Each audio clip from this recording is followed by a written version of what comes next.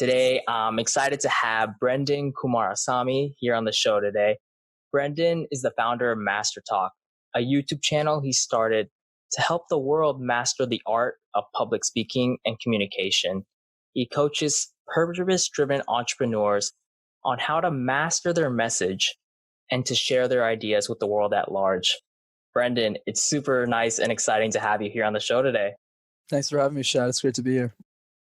So Brenden and we met in an online podcasting community, and I was immediately drawn to kind of the platform that Brenden has with Master Talk, because when I saw that and just scrolled through and watched some of his videos, I immediately thought back to this public speaking class I was in seventh grade, and I was one of the worst public speakers in the world. I kid you not. And I used to think, how do I get better at this thing? The teacher wasn't really helping me. All of my peers were just super, super great at public speaking. So I just felt like, where's the resource? Where's this resource? And when I saw some of your videos, it just kind of took me back there. And I was like, man, I wish I had this kind of content and this kind of info back then. But nonetheless, I've practiced at it throughout my time kind of growing up since then. And like I'm sure you would say, I'm still kind of trying to perfect the craft.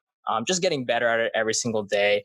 And one of the key ideas that I'm really intrigued at when it comes to public speaking is the art of telling story, because, our world is shaped and colored as a result of various stories that are spread across the world. So I'm curious to kind of dive in and learn your insights in terms of how to convey effective stories when it comes to public speaking or just any type of verbal communication medium, and, any other type of medium as well. So I'm just going to say right now that I'm going to be super self-conscious talking to Mr. Master Talk, because I know when I do these podcasts, I typically kind of lead with a conversationalist tone of voice, and my vocabulary includes a lot of likes, kind of. So there we go, another but I'm going to try and, elevate my game today, but nonetheless, super excited to talk to you today. So before we go ahead and dive into the topic, I kind of want to have you share with the audience, how did you get interested in public speaking, and when did the idea of, storytelling mend with your passion for public speaking? Right, and I'm glad you set that context, because that's why I dress very casually for podcasts, so people don't think I'm like this. Whoa. Anyways, yeah. So how the stories got started. So when I was 5 years old, that's probably where a good place to start. I grew up in a city called Montreal, up in Canada. We basically live in igloos. And in the city that I was raised in, Montreal, it's one of the few cities in the world where most people speak multiple languages. So French is a required language here. And unfortunately for me, I didn't know the language. So my parents looked at me and they said, hey, you got to learn French, man. So they put me in a French education system, which obviously ended up being great for me now, since I speak multiple languages. But at the time, it sucked. Not only was I uncomfortable with presentations, I had to present in a language I didn't even know. Mm-hmm. So you can imagine me in like grade 1 looking at the crowd and going, bonjour. And that was my life pretty much until I went to university. And then when I went to university, I started doing these things called case competitions. So think of it like professional sports, but for nerds. So other guys my age were playing football or soccer or basketball or some other ball with air or something. What I was doing is I was applying the same competitive spirit to presentations. So in 3 years, I probably presented like 500 times, coached dozens of people on communication. Like I was nuts. But by the time I graduated, I got a job in corporate America, or I guess corporate Canada in my case. Kind of just asked myself a simple question, which is, what do I do with my life now? Like, how do I make a difference? I got the dream job I wanted, but now what do I do? And then I realized that a lot of the YouTube content out there was terrible on public speaking. Back to your point, when you tried looking for resources back in the day. And the reason is because a lot of the speech coaches out there make a lot of money, the really good ones anyways. And I do well for myself too, but the point I'm driving is those people don't really share free content. The incentive to do that's very low. So I kind of just looked at the industry and said, hey, like somebody should be sharing all this stuff for free. So I started making my YouTube videos in my basement. One thing led to another, and here we are today. That's crazy. That's crazy how it's always that story, started from the basement and then, working your way up. And I'm sure I'm you're still in the basement, man. Don't worry. I'm sure you're gonna make your way, having a huge studio and everything, but nonetheless, it's crazy to kind of think of how you're gonna go ahead and share with the world different types of techniques and tips to master, like your show is called Master Talk, master the art of communication. And so I'm curious to hear your thoughts on, when it comes to storytelling, and this doesn't have to be even from just a verbal communication means, but what are some of the biggest misconceptions you've found during your time exploring story, as well as with, verbal communication means, or any type of communication means also? Right. You'll find this surprising. I think the biggest misconception is people practice it too early. Like in Mm-hmm. this idea, they're like, you hear this, all these experts, and I respect them quite a bit. Storytelling, you should focus on that. What does that Mm-hmm. even mean? Mm-hmm. Does that mean watching a Disney movie and just taking notes? It's such a vague concept, right? I think that's why so uh, many people struggle with it. So here's my POV on this, point of view, sorry. My point of view on this is simple. Start with the simplest aspects of communication and work your way up to storytelling. I'll tell you why. mm-hmm. If you have if you have a really good story, but you have terrible foundational skills as a speaker, your story will sound something like this. So once upon a time, there was. See, notice how like if you have Right. really bad communication skills, it just doesn't. The story doesn't stick. So my Mm-hmm. advice is work on the easiest stuff first, which I'm happy to talk about. But I would focus on the foundational elements of a speaker. Like filler words. How do you say less of those? Mm-hmm. Silence. How do we do more of those? And then as we get those, the same way when we ride a bike, we start with the four-wheelers first. Mm-hmm. And Mm-hmm. after a couple of weeks, or in some case, a couple of months, we get rid of the four and we go to two. Right. Right. So it's interesting that you mentioned that, because some of your videos speak to this, the content versus delivery type of debate, or the storytelling versus fundamentals debate. And I think a lot of times people try, and including myself, they try and mesh it all into one go.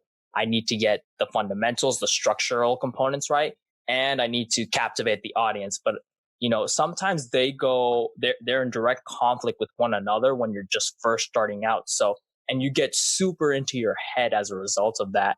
And so I'm curious to hear your thoughts on how do you balance that, that structural kind of formulaic approach to public speaking, and the actual art and creative aspect of captivating people through stories. Absolutely, very sharp question. So the way that I think about this, it's kind of like a ladder. So let's say when you're a top 20% speaker, so let's say you're talking, but you're not that great, but you can keep it going without like, peeing in your pants or something. That's like, Mm-hmm. Mm-hmm. so the idea is from 20% to I'm just putting arbitrary numbers, to let's say 5% is objective. So objective means, hey, Shad, you should say less filler words. You should do more silences. Or Brenden, hey, you should master your audience. You should pay more attention to how you're looking at people. When you get to that 5% category and you're really good, the difference between 5 and 1% is very different. It's not objective anymore. It's a lot Mm-hmm. less objective. It's more about, does the story stick? Does the emotion make sense based on the moment? It's a lot less, it's more nuanced, right? Mm-hmm. So Mm-hmm. what I recommend, since you talked about structure, is a simple exercise that can get people started. And I calls this the puzzle method.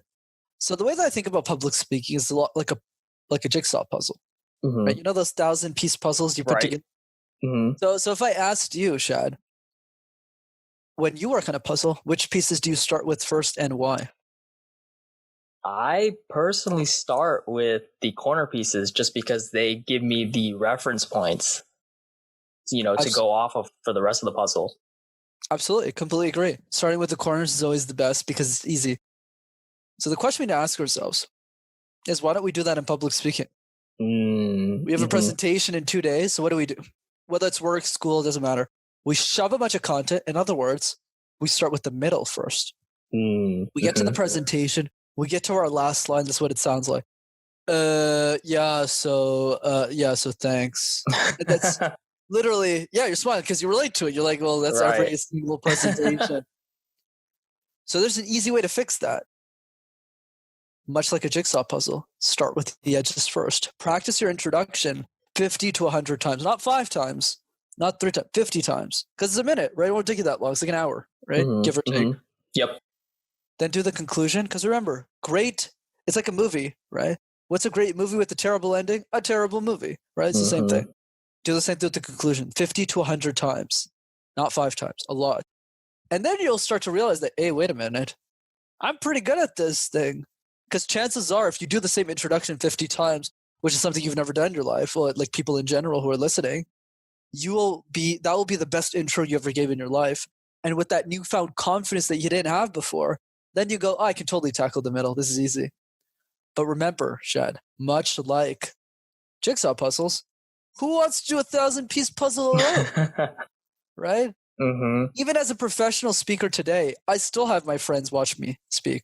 I still have my friends help me make slides and help me practice. You don't need a speech coach for this.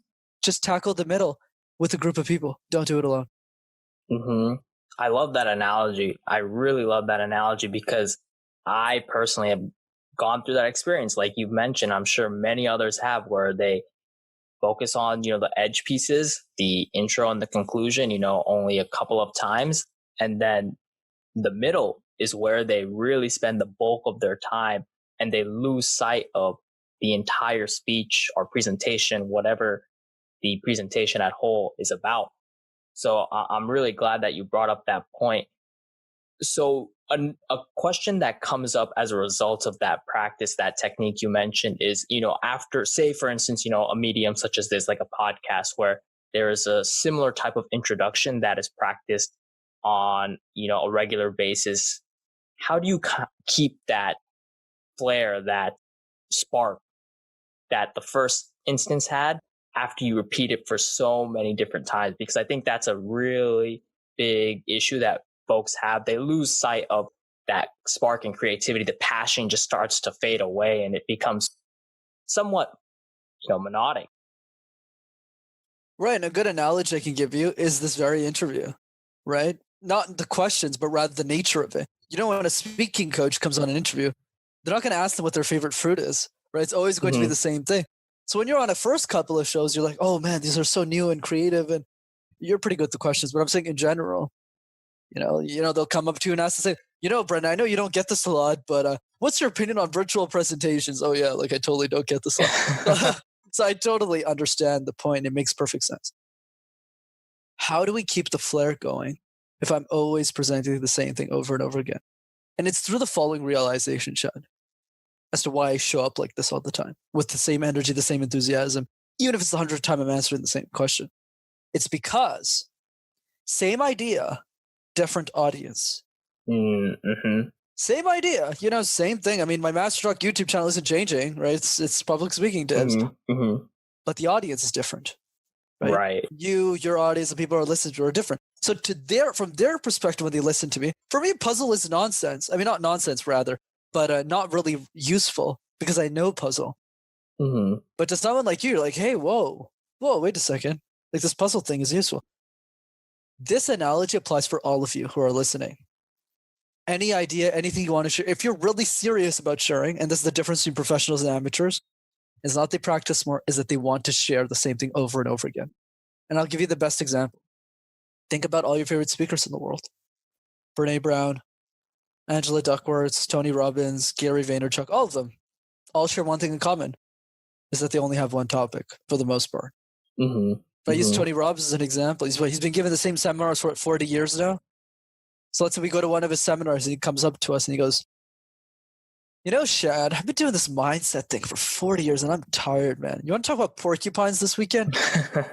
You're going to look at him and go, no, Tony, I spent $2,000 to be here. Obviously, I don't want you to talk about porcupines. So not only are we refusing for that person to change topics, we want them to stay on the same because that is the expectation that they set for us. That's why we paid them, right? So if you ever want to be a professional one day, you need to realize that presenting the same thing over and over again is a creative process, and you need to treat it as such because you get better at communicating it, way better at communicating the same topic as everyone else. And 2, it's a lot more memorable for the people who get to listen to you the 70th time. Right. I really love that idea that you brought up of how creativity is really sparked as a result of structured, repetitive practice, because I think a lot of folks, including myself, were of the belief that creativity just comes out of nowhere, out of thin air. You're in the bathroom, you're in the shower, you're washing your hair, and all of a sudden, bang, the idea comes to you. When in reality, it's and a really good idol of mine, rest his soul, Kobe Bryant was saying the same exact idea, that creativity comes as a result of repetitive practice, because as a result of churning your wheels and always having your mind thinking about how do I do this better? How do I grow and develop?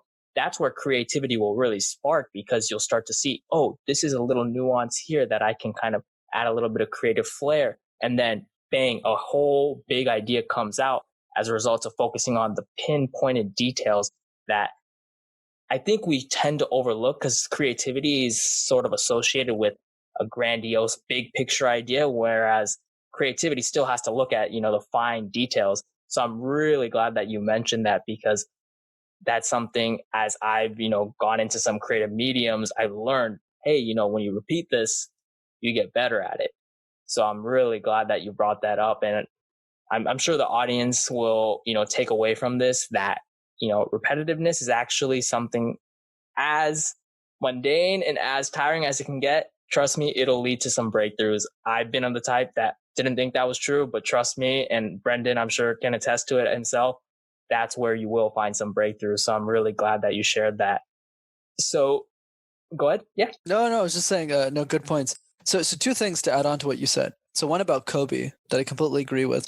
The other thing he said is always watch the tape. Every single game that he won or lost, because remember, it's still the same game, still the same basketball game. It's not changing. He still watched every tape, every single one.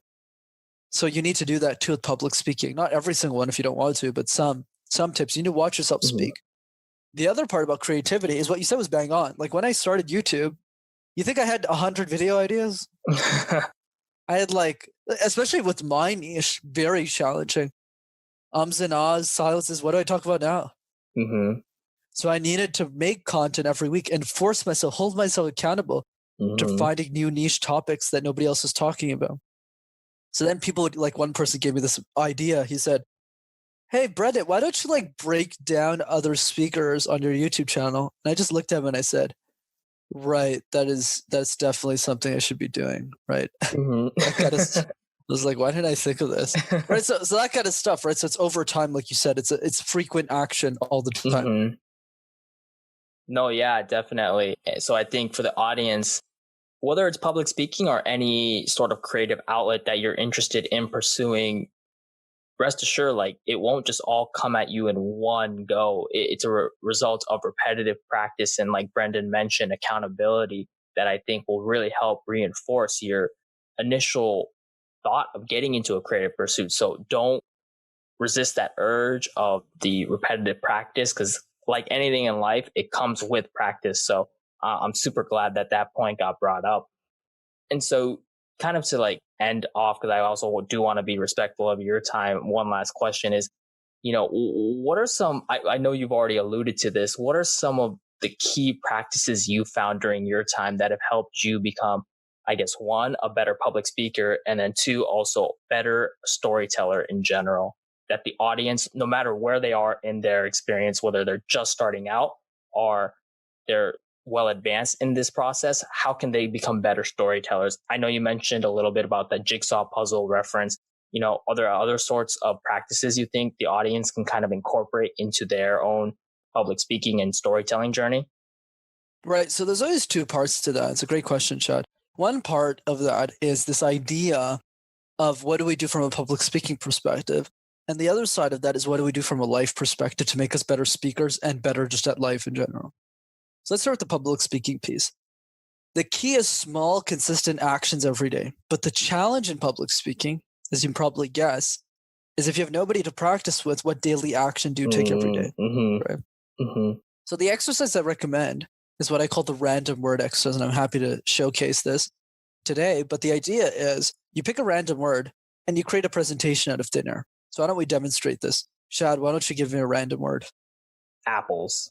Apples, sure. So what I need to do with apples is I need to create a presentation out of thin air. So here I go. As I wake up in the morning, as I walk to my kitchen table, I always have the same breakfast. the same scrambled eggs, the same piece of toast, the same crispy strips of bacon. But much like my doctor always used to say, it's that apple a day that really keeps him away. So I always finish that breakfast off with an apple. Why? To remind myself that I should be eating healthier, but also to remind myself of how important my health is. You know, apples are such an interesting thing. They're not just fruits, but they're symbolism for many things in our lives.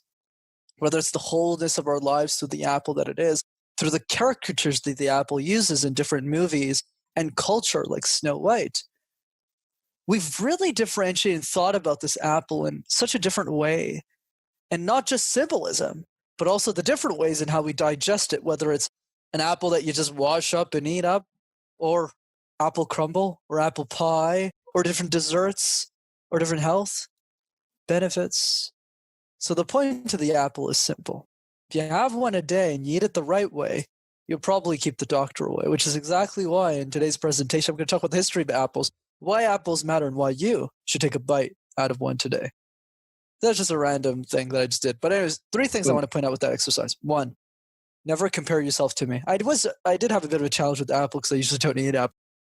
But the point is, I've done this exercise probably 2,000 times, right? So don't like compare you to me. Like even on podcasts, I'm a slave. You know, I gotta like go. I gotta go through the motion, demonstrate. Else, why would you find me credible, right?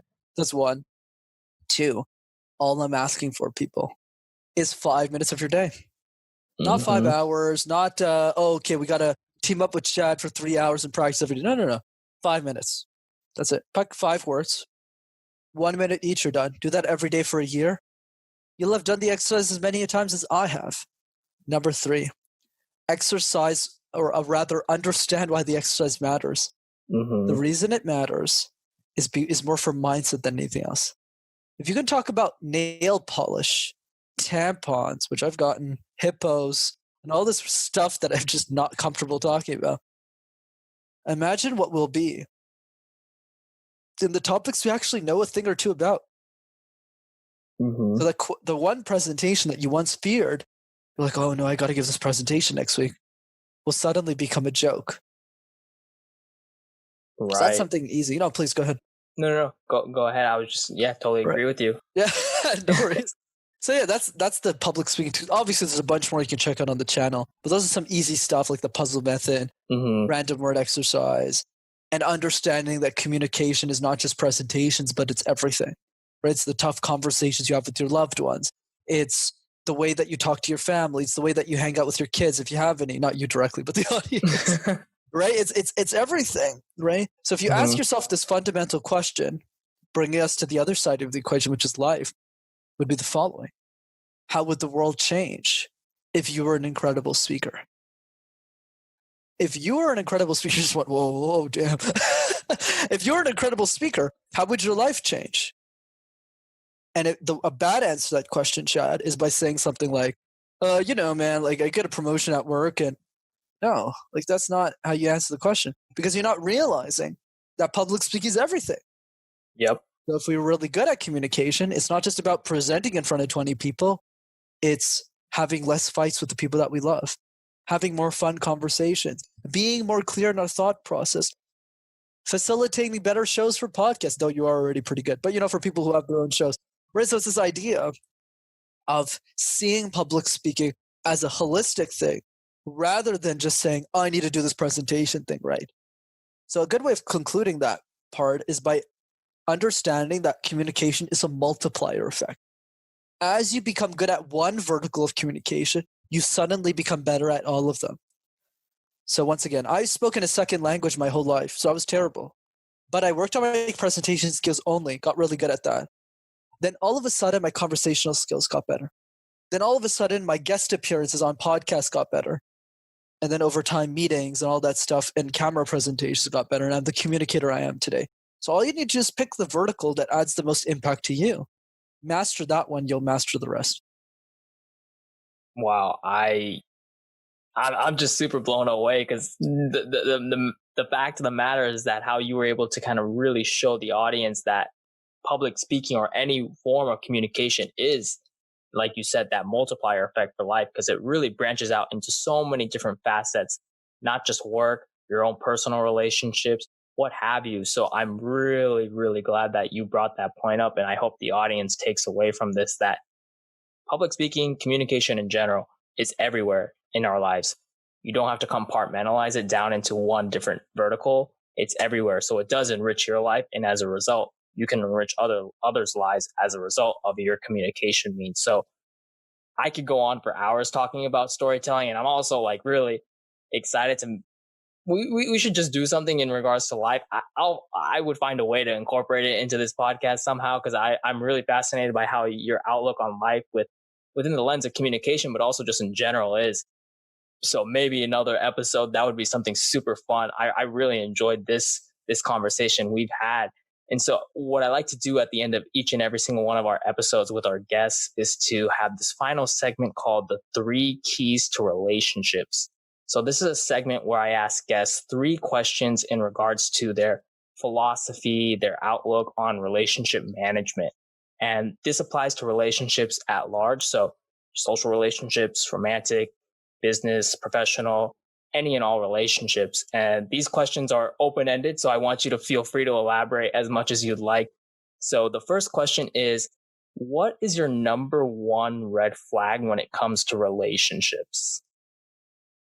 All right. Now, I always love giving new answers that you probably haven't got on the show. So let's go with this. All right. Biggest red flag, okay, that I see is my fault, not theirs. Okay. So what do I mean by that? It means I'm talking to the wrong person.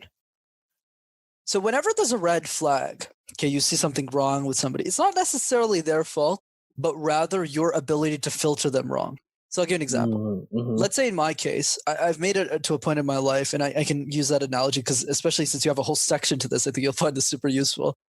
This idea that, I'm very picky about the people in my circles, very picky, like dangerously picky.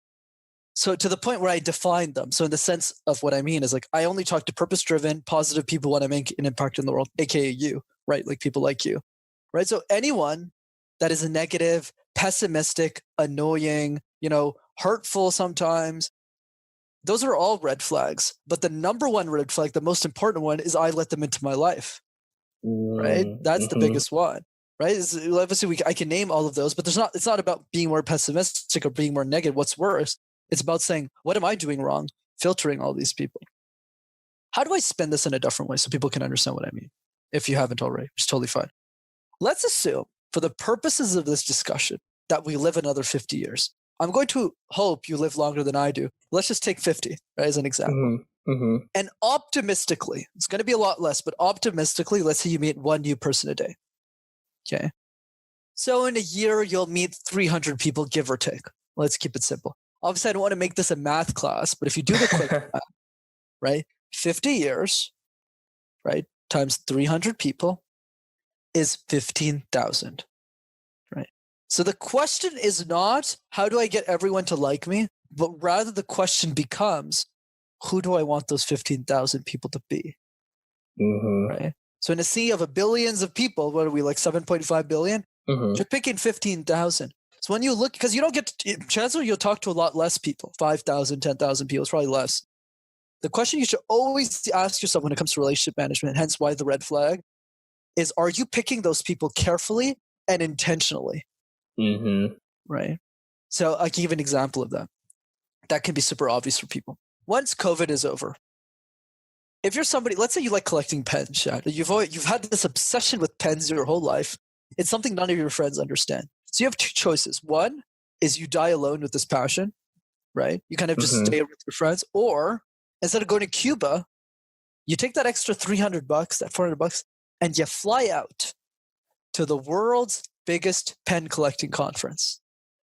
Because your friends don't understand what you're doing with your pens, but those people, the people your tribe understands exactly what you're doing. So if you make mistakes, you say or you're not looking at them properly, they won't care because they're into the same thing you're into. So you'll have a lot less anxiety and you'll actually get to meet the people that you want to meet. Nobody does that as enough. I spend probably $10,000, $15,000 a year just going to events like that. and it's paid back dividends, not just financially, but just spiritually and energetically. So I recommend that approach. No, that's a really interesting perspective. I've I'm of the same boat where filtering people into your life as a result of an intentional value system that you create is something that I hope people during this time in COVID, they really understand who it is that they are, relationships that do matter to them, and trying to work on those relationships that may have some sort of delta that they have to work out. So I couldn't agree any more with you on that. The second question I have is kind of a converse of that. What's the number one underrated quality when it comes to relationships? Oh, that's good. I like this. Super exciting for me because I made a video on this like 2 weeks ago, and I'm like, ooh, but I like your question. I think I'll have another video on it based on your questions. Actually, it's fascinating. But the way that I think about it, I think the most underrated thing is small, meaningful actions that go a long way. Mm. Right. And I'll tell you a quick story that I think you'll really love that has nothing to do with me. It's another podcast I was listening to. Mm-hmm. So James Sexton is one of the top divorce lawyers in New York. Okay. And he was in a podcast with Lewis's show, The School of Greatness. Mm-hmm. And Lewis asked him, he was like, what's the most fascinating thing you've seen in your 20 years of managing these divorces? And he goes, there's this one couple I built a relationship with, I was talking to them. Now I'm playing James, right? So I'm James now. And, there's this woman who walks into his office and, she's getting a divorce. And he asks her just, plainly, he goes, at what point in the relationship did you know that the relationship was over? So she sat there and she thought about it. Then she thought about it, she looked at him, she goes, a year before the divorce happened. And then James looked at her and said, a year? How did you know so like far off that it was going to end? And then she looked at him and said, granola. And the guy was like, what the hell are you talking about, granola? Mm-hmm. So anyways, the story went like this. So this woman, right, really likes having granola for breakfast all the time. And there's this big box in the house, okay, with granola, okay? And every time the box runs out of granola, it fills back up. Why? Because whenever her husband goes to the grocery store, he's like picking up some milk or something. He's like, oh, she likes granolas. Yeah. That's been happening for many years. And then this woman, she gets out of bed one day.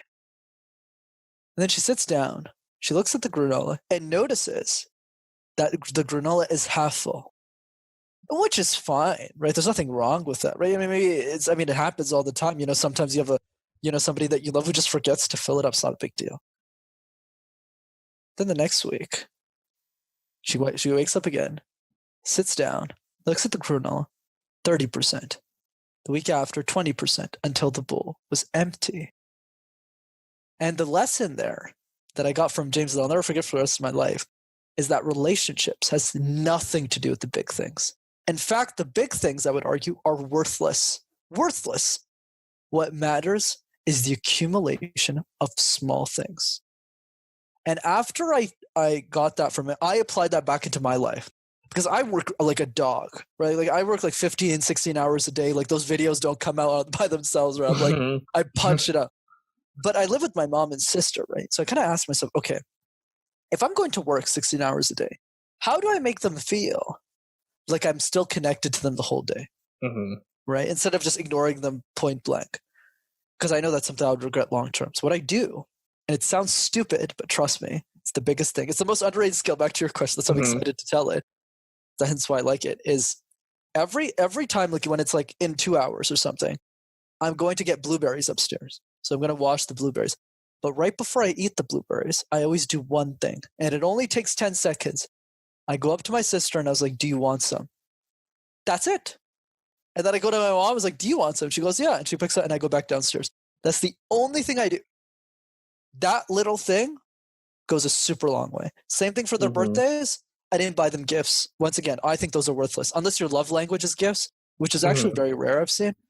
But what I did is I wrote handwritten letters for both of them. Small things over time. That's how you win.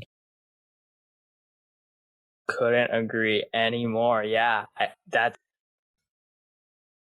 something I realized as well, because you don't realize how big small moments, how much meaning they really hold. And like you were mentioning, the accumulation of those is just so much more impactful than those big one-off gifts or experiences. It's really those small, like you were mentioning, just asking, do you want some of this that I'm grabbing, like the blueberries in your case? So I'm definitely trying to incorporate that myself, and I hope the audience, incorporate that. Even if you're doing it already, I'm sure we can go above and beyond and just, really reinforce that idea. So I really like that. Really like that. And so the last and final question is, if you had to, what would you define as your mantra or slogan when it comes to relationship management? So for context, the podcast between us, the slogan we follow here is that we don't make relationships, but we make relationships better. So that's the slogan and mantra we follow. I don't know if you have, or you can come up with something. What would be your mantra or slogan for relationships? Right. So I have a mantra in general. Mm-hmm. So, and I think that applies for anything. So I'll spin it in the context of relationships. And the mantra is simple. It's my favorite quote, which is as follows: be insane or be the same. You want to be like everyone else, Mm-hmm. that's totally fine. But if you made it this far into the conversation, what are we, 42 minutes into this thing? And you're still paying attention to what me and Shad are saying for some reason, then the only thing that matters is the most important piece of all, which is the only way to be successful is to make very counterintuitive choices and to question all of these things. But from a relationship perspective, the reason why this is vital is because if you don't understand all of the controversial things about you, you can't truly find individuals who truly get who you are. Mm-hmm. Right? You're not willing to live fully authentically you. Obviously, that's kind of like cheesy, but I meant more in the sense of like, if you're not afraid to tell people you like Justin Bieber, like I do, or that you can karaoke in 8 languages like I do, or that I dance alone in my basement an hour a day like I do, yes, there's a negative short-term benefit to that, consequence rather. 95% of the people that you thought were your friends aren't really your friends. They were in love with the image of you, but not the actual version of you. I got to write that down. That was good. I'm just shitting you guys. But as the point is, that's what I did when I was 16, right? I started like telling people this weird shit I was doing. Mm-hmm. But then there was like a very tiny group of people. Maybe it was like 6 or 8 people outside of family. Obviously, I have cousins that I really love and all that stuff. But let's say like outside of the ethnicity, maybe like 6 or 8 people who would kind of go, I don't really care, just be happy. Those were my clique. That's like, those are the people I need to cling on to. Those are the people who love me for who I am. So I think that the most important mantra is to understand who you are fully by practicing this idea of insanity and communicating that insanity to other people to figure out who you click with. So I'll give you actually a funny story. I was in an interview earlier today, and they asked me like, what is the one thing that nobody asks you? And I responded with nobody asked me why I still live with my mother. Right. And then I basically, so they asked me back the question, and I was explaining how like, you don't have a lot of time with your parents, a lot less than what you think. Some people don't even have parents right now. Mm-hmm. So I kind of just said at 24, why leave? I might as well just save rent, pay off some bills, retire my mom, and just live at home because she's great. Right. So that's a weird thing to say. Most people don't do that. You don't find it weird. I know you don't, but like most people would, like conventional wisdom. But the woman on the call went, I totally get you. Like I did the same thing. So now there's this weird emotional bond with that individual because we were both willing to say the 2 weird things, and we both happen to have the same weird thing. That you can't get if you don't practice the art of insanity. Yep. So folks, don't, like Brendan's been saying, people always tell you not to go insane, not to go crazy, but when it comes to relationships and life in general, sometimes it's worthwhile to go insane and communicate those insane ideas, because that's when you truly find who it is that you click with. And so I hope you guys all today, as a result of this conversation with Brenden, were able to click with Brenden really well. And I hope that all of you guys take away a lot of good tidbits and nuggets of information from this episode, because I know I'm going back, I'm going to rewatch, and I'm going to take some notes outside of the mental notes that I've taken. So Brenden, it's been a real pleasure. I'm really glad to have had you on the show today, and I'm excited to kind of see what Master Talk unfolds into becoming, because I know there's going to be some great content that's going to be coming out. And I'd love to just see where you go and have you back on the podcast at some time in the future. So thanks again, Brenden. Of course, Shad. Thanks for having me. Hey everyone, my name is Shadman Rahman, and thanks for tuning in to my YouTube channel today. I hope you found this episode of the Between Us podcast enjoyable, and that you're walking away feeling entertained, inspired, and/or motivated. If you particularly enjoyed this episode, please go ahead and smash the like button down below and leave your thoughts in the comments section. And if you'd like to go ahead and keep up with the podcast, go ahead and follow our social media. And please go ahead and subscribe to the channel and turn on the notification bell, so that way you can find out about new episodes as soon as they're released. Until next time, everyone, take care, and we'll see you all in the next episode.